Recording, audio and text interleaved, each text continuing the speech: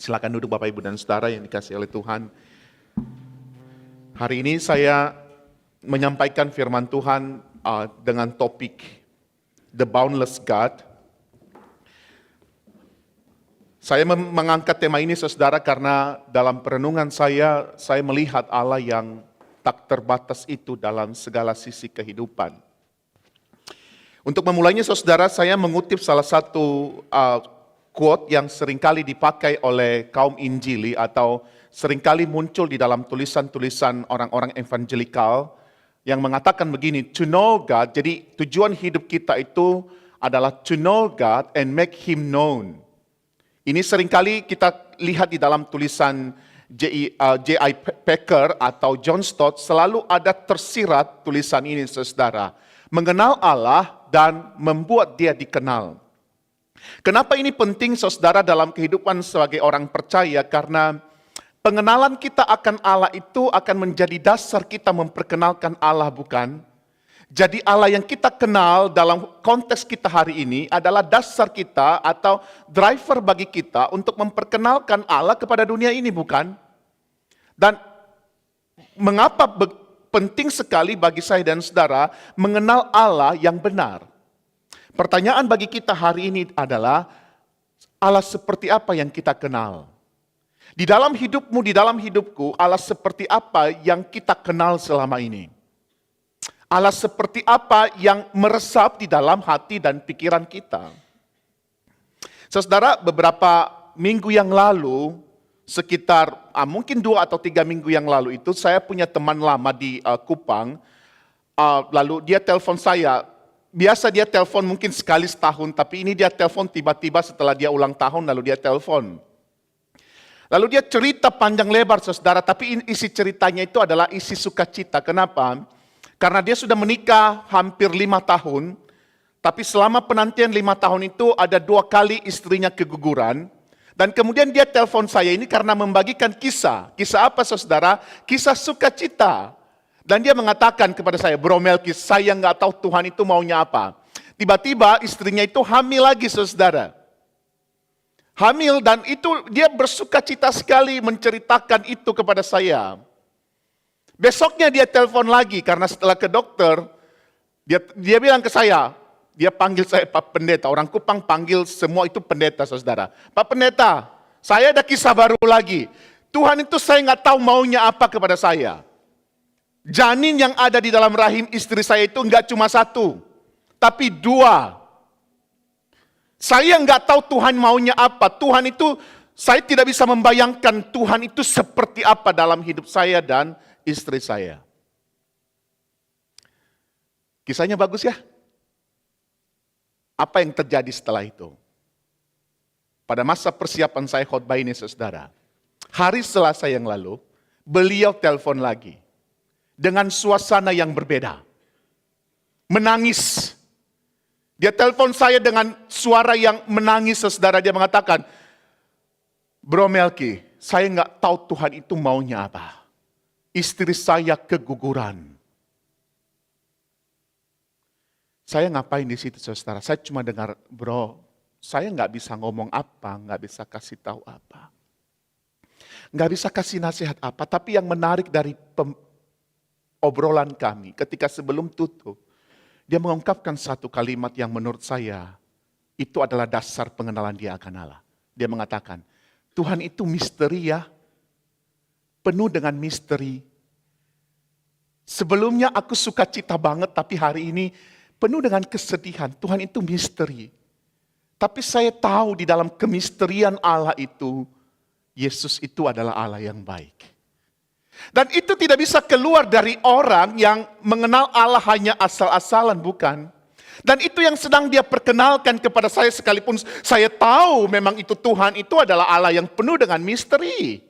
Tapi di satu sisi dia adalah Allah yang baik bagi saya dan saudara. Tapi dia memperkenalkan itu, kenapa? Itu dasar, itu adalah iman yang dia yakini. Bahwa Allah itu penuh misteri, tapi di saat yang sama aku merasakan kasih-Nya yang ajaib itu. Saudaraku yang dikasihi oleh Tuhan, Allah seperti apa yang engkau rasakan, yang engkau kenal selama ini. Ketika ketika kita berjalan di dalam perjalanan iman kita, Allah seperti apa yang mengisi hati, yang mengisi pikiran, yang mengisi perjalanan kita setiap hari, itu akan menentukan Allah seperti apa yang kita perkenalkan, yang kita sharingkan dalam hidup kita setiap hari. Dan itulah yang kita baca hari ini sebenarnya saudara dalam Ayub 11 ayat 7 sampai 12. Memang di dalam ayat ini saudara kita tahu bahwa ini adalah argumen daripada Zofar. Zofar itu adalah teman daripada Ayub untuk menegur Ayub. Kenapa? Karena dia merasa Ayub itu punya sesuatu yang disembunyikan. Sehingga Tuhan menghukum dia. Itu salah total sebenarnya. Tapi ada sesuatu yang menarik dari pikiran Zofar. Zofar percaya bahwa tidak ada yang tersembunyi di hadapan Allah. Maka kenapa si Ayub itu dihukum? Karena itu ia menganggap penderitaan Ayub itu adalah akibat dari dosa yang disembunyikan tetapi tetap terlihat oleh Allah. Oleh karena itu di dalam ayat ini sebenarnya Zofar itu minta kepada Ayub untuk apa? Hei Ayub, lu itu punya sesuatu. Tuhan itu maha tahu, lu gak bisa menyembunyikan apapun. Di bagian ini pun kita sudah tahu bagaimana pengertian daripada Zofar tentang Allah. Allah yang maha tahu dan itu ditunjukkan ketika Zofar mengatakan di dalam ayat yang ketujuh itu, bagaimana mungkin engkau bisa menyembunyikan sesuatu kepada Allah yang maha kuasa. Bagaimana engkau bisa menyelami batas-batas yang maha kuasa. Lalu apa yang kita pelajari dari pernyataan Zofar ini? Dari ayat 7 sampai ayat 12 saudara. Maka saya bisa mengatakan saudara, ketika Zofar menyampaikan ayat-ayat ini atau pembicaraan ini kepada Ayub, sebenarnya kita sedang belajar tentang Allah yang tak terbatas. The boundless God. Dari pernyataannya kepada Ayub, kita tahu seperti apa Allah itu sendiri. Sekalipun hari ini kita sudah tahu seperti apa itu Allah. Tapi kita diingatkan kembali karakter, sifat daripada Allah itu adalah the boundless. He is the boundless God. Allah yang tak terbatas. Lalu seperti apa pengertian Zofar tentang Allah yang tak terbatas itu? Mari kita lihat ayat yang ke-7 saudara. Ayat yang ke-8, ayat yang ke-8. Ayat ke-8 itu mengatakan tingginya apa? Tingginya melampaui langit. He is unlimited God. Dalam pengertian si Zofar mengatakan Tuhan itu adalah Allah yang unlimited. Tidak ada batasnya. Suka kan yang kalau dikasih tahu, kalau kita dikasih kuota internet unlimited, kita suka ya. Kalau kita taruh internet di rumah, maunya internet yang ada batasnya atau yang unlimited. Iya dong, supaya nonton Netflix lebih enak kan? Gak ada batas supaya kita bisa leluasa. Dan Zofar mengatakan Tuhan itu tingginya melampaui langit-langit seperti apa. Kita tidak pernah tahu seperti apa itu di atas sana, bukan? Unlimited. Saudara, beberapa hari sebelum tanggal 1, ada seorang anak muda datang kepada saya. Dia bilang, Komelki, tahu nggak, baru saja NASA mengirimkan orang ke bulan lagi. Tujuannya apa? Untuk melihat bulan itu di balik yang kita tidak pernah lihat. Kalau kan kita lihat bulan ya, cahayanya, tapi pengen manusia lihat di baliknya itu seperti apa. Lalu kemarin pagi sambil nyetrika saya menyaksikan mereka mendarat saudara di YouTube. Perjalanan itu saudara, perjalanan yang limit loh.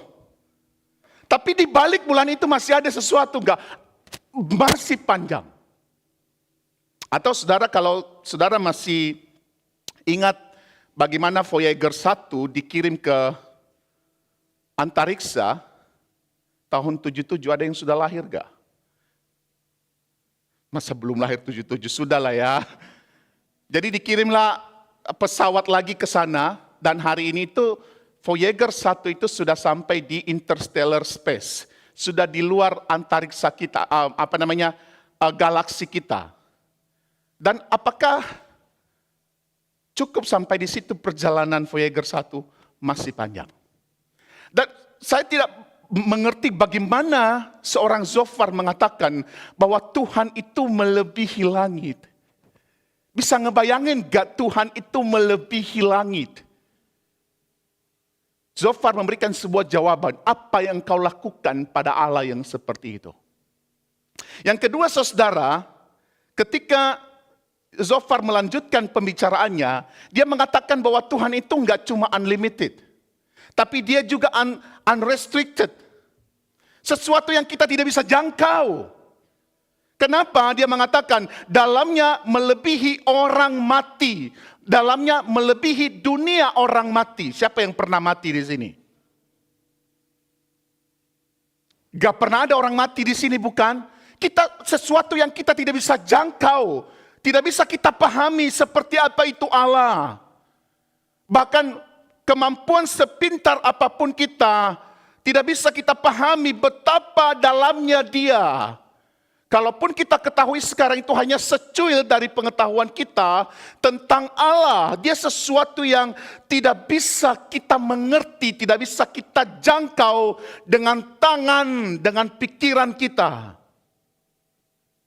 Dia adalah Allah yang contained. Allah yang tidak bisa diukur dengan batas-batas. Di dalam ayat 9 saudara, ukurannya lebih panjang daripada bumi. Dan lebih luas daripada samudra. Saudara, saya mencoba mencari ukuran bumi ya. Ukuran bumi itu sudah diukur ternyata. Samudra itu 2/3 dari bumi. Diameter ekuator itu sekitar 12.000 kilometer. Yang kutub ke atas itu sekitar 12.714. Dan keliling bumi, khatulistiwa itu sekitar 40.000. Ada batasnya bukan? Tapi di sini, seorang Zophar punya visioner Tuhan itu melebihi ini saudara. Lalu apa sebenarnya yang ingin disampaikan oleh Zophar dalam bagian ini saudara? Saya memahami bahwa sebenarnya Zophar ini mengatakan kepada kita bahwa Allah yang unlimited itu, Allah yang unrestricted itu, dan Allah yang uncontained itu bukan hanya sekedar konsep besar tentang pribadi Allah. Allah yang susah kita jangkau dengan apapun yang ada dalam kita itu bukannya sekedar teori, oh ini tentang Allah, bukan. Tapi justru ia ingin mengatakan bahwa ini konsep yang sangat dekat dengan manusia. Di dalam keterbatasan Allah itu adalah konsep yang sangat dekat dengan manusia. Bahkan kemampuan kita tidak bisa merasakan betapa dekatnya Allah dengan kita. Dan itu adalah Allah kita saudara. Di dalam the boundless-nya dia itu, dia lebih dekat dari apa yang kita sadari. Dia lebih dekat dari apa yang kita sadari. Artinya apa? Memahami Allah yang tak terbatas itu, artinya tidak ada ruang, tidak ada keadaan, tidak ada perjalanan hidup di luar genggaman Allah yang unlimited, yang unrestricted dan uncontained itu. Kenapa saya katakan demikian saudara? Karena kalau saudara melanjutkan pembacaan kita pada ayat 10, pada ayat 11, pada ayat 12, di sana kita melihat sesuatu yang menarik.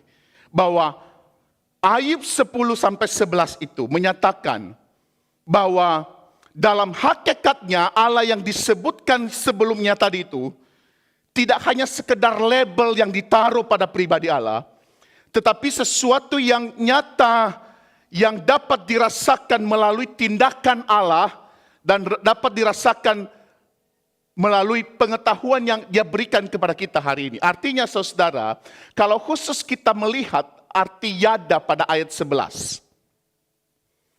Ayat 11 itu ada satu kata yang menarik yaitu yada. Yada itu bukan hanya sekedar kata melihat saudara. Kalau kita kan bilang melihat. Melihat itu ya melihat. Tapi ketika penulis Alkitab ini menggunakan kata yada, itu bukan sekedar hanya melihat seperti kita melihat. Tapi sesuatu yang intimasi. Kata yada itu dipakai ketika Adam bersetubuh dengan siapa? Hawa. Kata bersetubuh, new itu adalah kata yang dipakai, kata yang sama yada. Artinya apa? Ada personal intimacy. Dan artinya ketika Zofar mengatakan Allah melihat, artinya bukan hanya sekedar melihat, bukan mengamati, tapi sesuatu yang dilakukan personal kepada kita. Maka ketika dia mengatakan sesungguhnya ia mengenali penipu, ia sampai ke dalam hatimu, sampai ke dalam hatiku, sampai kedalaman kita pun dia tahu. Artinya tidak ada yang tersembunyi di hadapan Allah hari ini, saudara. Saya tidak tahu ketika saudara diajak untuk doa pengakuan dosa setiap minggu, apa yang saudara katakan?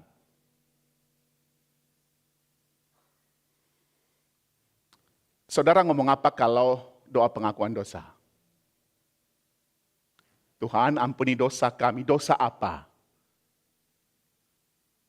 Dosa masing-masing itu dosanya apa? Kan kita selalu rangkumkan dosa kita sama Tuhan. Iya enggak sih? Kita punya esai panjang lebar sepanjang minggu, lalu kita bilang Tuhan ini dosa saya nih. Katanya satu, dosa aja. Tapi apakah Tuhan tidak tahu dosa saudara dari Senin sampai Sabtu? Taulah. Kenapa? Dia melihat. Itu yada di sana. Dia melihat kita personal. Maka apa yang ingin saya katakan saudara, yang ingin saya katakan adalah sekalipun kita kayaknya sepertinya Tuhan itu begitu jauh di sana, unlimited, unrestricted, sesuatu yang uncontained. Tapi ternyata dalam perjalanan itu kita lihat bahwa dia adalah Allah yang sangat personal, yang bisa menyentuh hatimu, bisa menyentuh hatiku. Yang bisa masuk ke dalam hatimu, yang bisa masuk ke dalam hatiku, yang mengerti hatimu, mengerti hatiku, yang bisa melihat yang engkau sembunyikan, yang bisa melihat apa yang aku sembunyikan. Kenapa? Karena He is the boundless God, Allah yang tak terbatas. Maka saudara yang dikasihi oleh Tuhan, mari kita belajar jujur sebenarnya sama Tuhan. Di dalam tak keterbatasan dia itu, dia hadir personal dalam hidupmu, dalam hidupku. Maka ini menjadi kabar baik buat saya untuk om dan tante dulu. Ini adalah kabar baik untuk om dan tante sebenarnya. Yang engkau merasakan, kok tangan ini kok nggak sembuh-sembuh sih?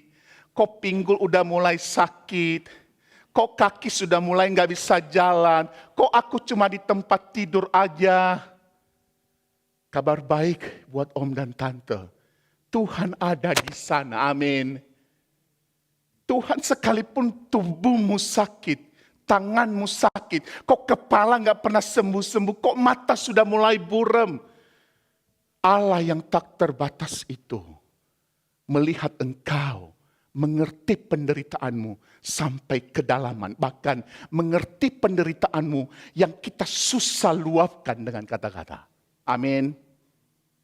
Buat koko dan cici, buat abang, kakak, semuanya kita yang masih muda. Dalam pergumulanmu sehari-hari, berjuang dengan pekerjaanmu. Berjuang untuk melakukan segala sesuatu yang baik di kantor. Mungkin engkau udah mulai merasa, oh kok Tuhan itu begitu jauh ya. Kok Tuhan itu sudah tidak peduli denganku ya. Kok keluargaku begini ya. Saudara, ingat baik-baik.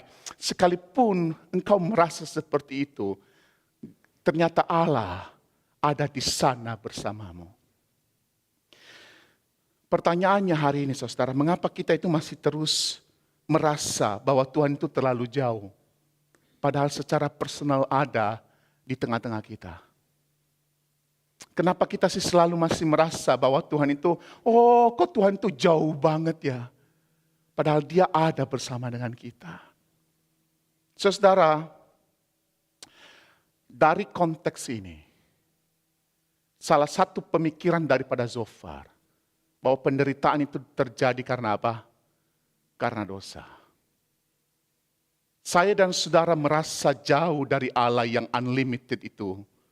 Bukan karena Allahnya yang menjauhkan diri. Tapi sebenarnya kitanya yang menjauhkan diri. Dan dosalah yang menjadi penyebab dalam diri kita itu. Bukan Allah yang tidak mau dekat denganmu, bukan. Bukan Allah yang tidak mau dekat-dekat denganmu, saudara, bukan. Tetapi kita manusia yang punya kecenderungan untuk menjauhkan diri daripada Tuhan. Kalau saudara membaca di dalam Roma pasal 1 ayat 30 mengatakan mereka, siapa mereka? Manusia. Manusia itu siapa? Siapa manusia? Siapa manusia? Ya kita lah. Siapa lagi? Kita manusia adalah siapa apa? Coba ya, ingat dosa masing-masing. Satu, pengumpat. Siapa yang suka ngumpat? Apa sih ngumpat itu kayak gimana sih? Ada yang berani ngomong? Pemfitnah. Ini seringkali terjadi di kantor nih. Ini yang paling mengerikan. Pembenci Allah, kurang ajar, pembual, pandai berbuat kejahatan. Intinya apa sih? Pendosa itu membenci Allah. Mari kita ambil contoh dalam dunia kita hari ini. Kalau saudara punya orang yang saudara benci, saudara pengen dekat-dekat gak? Enggak, jujur banget sih. Enggak dong. Mari kita ngomong apa adanya. Kalau saudara benci sesuatu, atau gini deh, siapa yang fobia tikus? Enggak ada yang fobia tikus. Oke, siapa yang fobia kecoa? Oh, enggak ada juga. Oh, Markus fobia kecoa. Kalau fobia kecoa, pengen dekat-dekat dengan kecoa enggak? Oh, mungkin ini yang lebih common untuk kita. Siapa yang anak-anaknya di sini alergi nuts? Alergi kacang. Saudara kalau punya anak alergi kacang, saudara kasih enggak? Saudara akan, oh ini anak gue nih, gue deketin dia dengan kacang. Saudara mau melakukan itu enggak? Enggak. Kenapa? Karena istilah jauh-jauh dari gua dah. Dan itulah sebenarnya konsep kita tentang dosa, saudara. Tuhan, aku tahu kamu dekat Tuhan, aku tahu unlimited, tapi jauh-jauh. Jauhlah, jangan dekat-dekat denganku. Kenapa? The sinners hates God. Saya dan saudara itu pada dasarnya pembenci daripada Tuhan. Dan mari kita lihat ini saudara. Sin is the injury to the great, to the glorious, and to the boundless God. Dosa adalah tindakan yang melukai hati Allah yang besar. Jadi ketika kita menjauh dari Allah, saya merasakan Tuhan itu betapa sedih hatinya, sakit hati dianya. Tapi dalam bentuk apa sih kita berdosa di hadapan Tuhan? Seringkali kan kita ngomongnya, karena kita melakukan ini kita berdosa. Tapi apa intinya sih? Apa sih inti daripada dosa itu, saudara? Kalau saudara melihat di sini yang nggak kelihatan, saudara, dosa itu sebenarnya bicara tentang apa? Disobey. Disobey kepada siapa? Kepada the boundless God. Dan itu yang membuat kita jauh dari Dia. Kita tahu firman Allah, kita diperkenalkan firman Allah setiap minggu, kita mengerti firman Allah secara otak, tapi kita disobey. Tidak taat. Itu yang membuat kita merasa, kok Tuhan begitu jauh dari saya. Ada satu kata yang tidak kelihatan di situ, saudara, disdain. Meremehkan Tuhan. Kita kan seringkali meremehkan Tuhan dalam hidup kita dan mengandalkan kekuatan kita, bukan? Oh, aku kuat Tuhan, aku bisa. Aku bisa menjalani hidup ini tanpa Tuhan. Dan seringkali itu dilakukan oleh siapa? Generasi muda. Generasi muda itu adalah generasi yang punya segala sesuatu untuk diandalkan. Makanya generasi muda itu punya prinsip, saudara. Masa muda foya-foya, masa tua cari Tuhan, mati masuk surga. Enak kan? Dishonor God. Kita tidak memuliakan Allah. Degrade God. Merendahkan Tuhan, dan yang paling menurut saya, saudara, dethrone atau dethrones God. Melepaskan Tuhan itu dari mana? Dari tahta kehidupan, dan kita yang duduk di sana. Dan inilah keagungan dosa manusia, saudara. Saudara bisa baca ini di dalam mana, saudara? Dalam Roma 1 ayat 18 sampai 32. Di sana Paulus memberitahukan kepada kita apa saja yang membuat kita jauh dari Tuhan yang unlimited itu. Apa saja yang membuat manusia tidak cinta sama Tuhan. Dan ini menjadi resikonya, saudara. Ketika dosa itu ada dalam diri manusia, kita itu kehilangan apa? Kita kehilangan the boundless God, yang adalah Bapa yang mengasihi, penuntun yang bijaksana, yang memberikan petunjuk hidup kepada kita. Kita kehilangan sahabat. Kita kehilangan sumber kebahagiaan sejati. Kita kehilangan pribadi yang penuh dengan kasih karunia. Kita kehilangan Tuhan segala Tuhan, Allah sumber pengharapan, Allah sumber damai sejahtera. Terpenting dalam bagian ini, kita kehilangan Tuhan sumber kehidupan. Ini yang dikatakan oleh orang-orang Puritan, saudara, the loss of losses. Kehilangan terbesar dalam hidup manusia. Bahkan mereka melanjutkan, saudara, the mystery of sinners. Penderitaan yang paling dalam daripada seorang pendosa. Seperti apa sih penderitaan pendosa itu? Saudara seharusnya masih ingat kisah tentang 400 tahun di mana Tuhan tidak bicara kepada orang Israel. Antara perjanjian lama dan perjanjian baru, tahu ya? Itu di mana Tuhan tidak berbicara. Orang Israel mencoba mencari Tuhan tapi tidak mereka temukan. Kenapa? Mereka begitu jauh dari Tuhan, menjauhkan diri dari Tuhan. Ketika mereka kembali lagi, saudara, seakan-akan Tuhan itu begitu jauh. Kenapa? Tuhan sudah angkat sepertinya ya, jangan salah tangkap. Angkat tangan terhadap Israel. Mereka mencoba mencari tapi tidak menemukan. Dan itu the misery of sinners. Mau hidup tapi nggak bisa, kayak lumut, saudara. Lumut itu apa? Hidup tapi kayak mau mati. Saudara pernah mengalami kegelisahan diri yang paling dalam? Itulah misery of sinners, saudara. Tapi apakah Allah berhenti dengan kondisi seperti itu, saudara? Apakah Allah berhenti ketika manusia menjauhkan diri dari saya, lalu Allah berhenti, ya udah kalian jauh saja ya. Kalian diam-diam saja di sana, kalian mau menderita, kalian mau mati, kalian mau cungkir balik apapun, kalian mau hidup seperti apapun, terserah.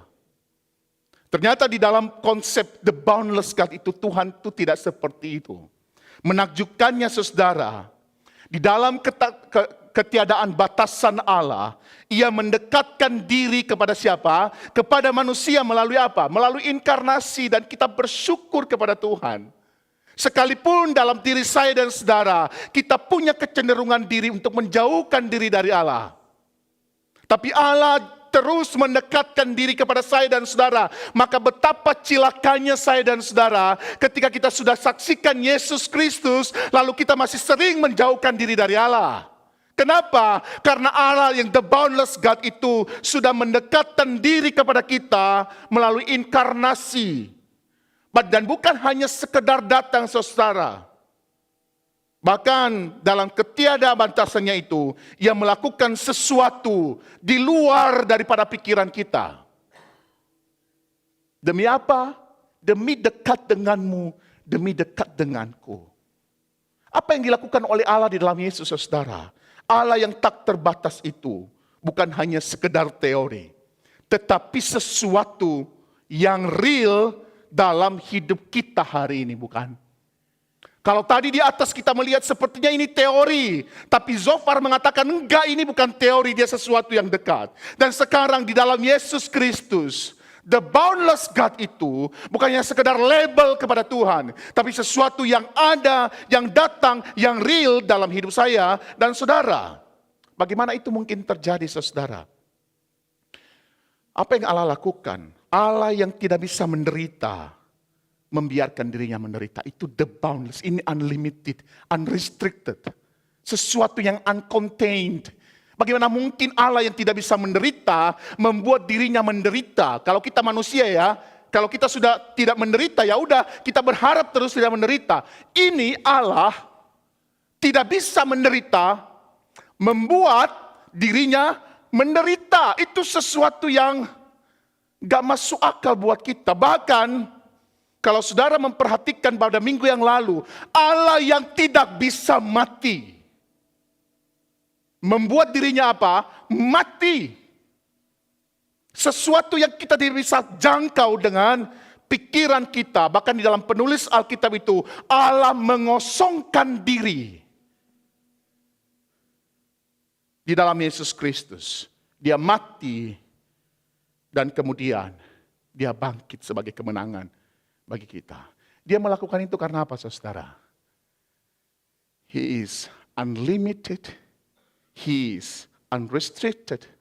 He is uncontained. Sesuatu yang di luar pikiran kita, bukan? Kalau Allah yang sedemikian rupa sudah mau mendekat dengan kita, apa respon saya dan saudara? Saudara, di dalam perayaan Jumat Agung dan Paskah ada satu seperti mistis terjadi. Apa yang saudara paling ingat dalam kisah ketika Yesus mati? Ketika Yesus jam 3 mati di atas kayu salib, apa kisah dalam Alkitab yang saudara masih ingat hari ini? Apa? Gempa bumi. Oh, udah lupa ya pesan minggu lalu. Saudara, ada satu kisah mistis. Apa, Om? Betul, Om. Ini Om tangkap pikiran saya. Tabir itu, kain itu terbelah dari atas ke bawah. Saudara tahu kain itu seberapa tebal gak? Kain itu tebalnya sekitar 10 cm. 10 cm untuk menaikkan ke atas harus diangkat oleh minimal 300 orang para imam. Saudara bisa bayangkan betapa beratnya kainnya ya. Tebal 10 cm. Beratnya 300 orang harus ngangkat. Ketika Yesus mati, itu terbelah bukan dari bawah ke atas. Ya, kalau dari bawah ke atas kita mungkin masih tahu, oh jangan-jangan ada imam iseng dia robek dari, atau dia gunting. Guntingnya ya gunting dari bawah ke atas. Tapi ini enggak. Dari mana?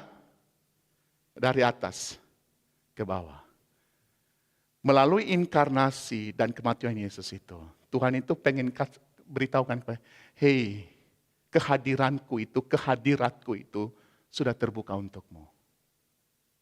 Mau enggak engkau merasakan aku yang boundless ini?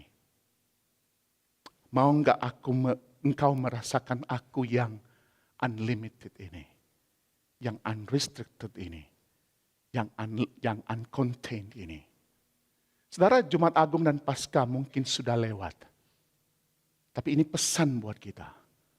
Mau enggak dekat-dekat dengan Yesus? Yang adalah Allah. Yang boundless. Mau enggak dekat-dekat dengan Dia? Mendekat dengan Dia. Untuk kita bisa merasakan Dia sepenuhnya. Sebagai penutup, saudara, ada satu pernyataan dari C.S. Lewis. C.S. Lewis itu mengatakan begini, if you want to get warm, you must stand near the fire. Bentar lagi musim dingin ya, Om dan Tante udah merasakan kayak dingin gitu. Ngapain kita kalau lagi musim dingin? Kita dekat-dekat yang hangat kan, kita pakai baju hangat, kita nyalain kalau kita punya pemanas di rumah, kita nyalain supaya kita hangat. If you want to be wet, you must get into the water. Kalau mau basah ya masuk ke dalam air atau basahin dari atas, dekat dengan air bukan? But if you want joy, if you want power, if you want peace, if you want eternal life, you must get closer to or even into the thing that has them. Kalau engkau mau sukacita, kekuatan, kedamaian, hidup yang kekal, engkau harus dekat dengan sesuatu yang memiliki semuanya itu. Dan siapa yang memiliki itu? Adalah the boundless God di dalam Yesus. Amin. Mari kita berdoa. Kami bersyukur kepadamu Tuhan pada pagi hari ini Engkau mengingatkan kami tentang siapa dirimu. Tentang bagaimana Engkau bekerja, bagaimana Engkau berkarya, bagaimana hikmat-Mu Engkau nyatakan di tengah-tengah kami. Kami sungguh bersyukur punya Tuhan yang seperti itu. Kami sungguh bersyukur hari ini kami meresponi itu dengan hati yang penuh iman. Hati yang penuh dengan pengharapan bahwa kami punya Tuhan. Adalah Tuhan yang unlimited, unrestricted, uncontained. Kami mohon kepadamu Tuhan. Biarlah hati kami terus dibakar oleh Roh Kudus-Mu. Untuk mengikut Engkau, untuk mendekat dengan Engkau. Bahkan untuk ada di dalam pelukan Allah yang seperti itu. Terima kasih Tuhan. Di dalam nama Yesus kami berdoa. Amin.